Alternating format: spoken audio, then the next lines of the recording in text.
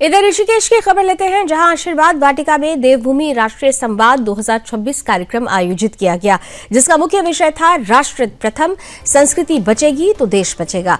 कार्यक्रम में मुख्य अतिथि के रूप में पूर्व सूचना आयुक्त और राष्ट्रवादी विचारक उदय माहुरकर उपस्थित रहे। इस अवसर पर राज्य मंत्री गिरीश डोभाल, विभिन्न हिंदू संगठनों के प्रतिनिधि और संत समुदाय से भी जुड़े हुए लोग उपस्थित रहे।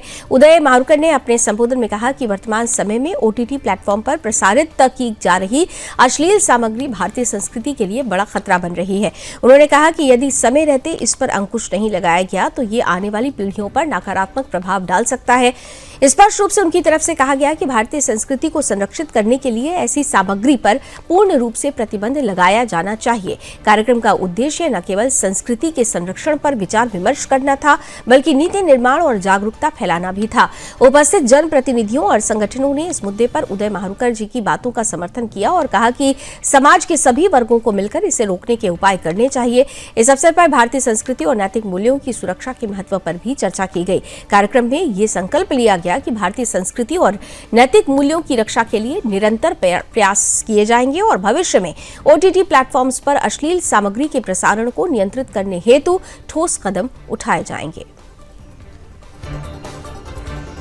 अश्लीलता मुक्त भारत, और ये सिर्फ हवाई बात नहीं है, ये दिवा स्वप्न नहीं है। जिस तरह से आपने कदम उठाए तो 1000 से साइट्स बैन भी हुई हैं और कुछ 100 ऐप्स बंद हो चुके हैं अभी ना।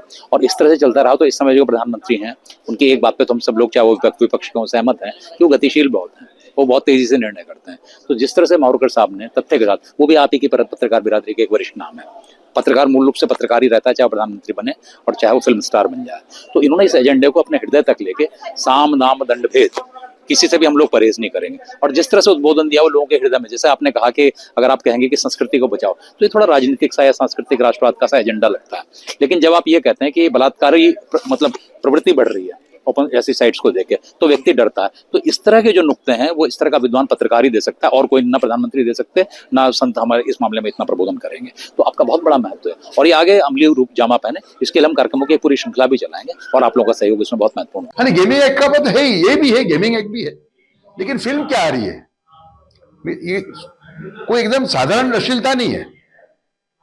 ससुर बहू का व्यभिचार, शिक्षक विद्यार्थी का व्यभिचार, देवर और भाभी का व्यभिचार, और 900 ऐप है देश के अंदर, 900, 800 ये परोस रहे हैं ओटीटी वाले, और उसमें एकता कपूर जो है उन इस गिरोह की मेन लेडी है, समझे आप।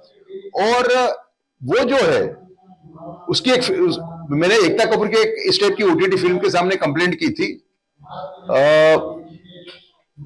1.5 साल पहले, 2020 की फिल्म है। उसके अंदर एक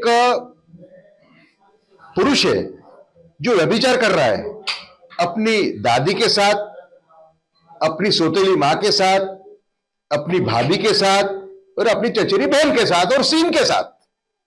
मैं ऐसा मानता हूं कि ऐसे लोगों की जगह सभ्य समाज में नहीं है, ऐसे लोगों की जगह जेल में है। तो हमारा जो ये पूरा जो प्रयास है, वो प्रयास इसलिए है, एक जागृति फैले, माँ बाप भी इस पे नजर रखें, लेकिन एक कानून बने जहां से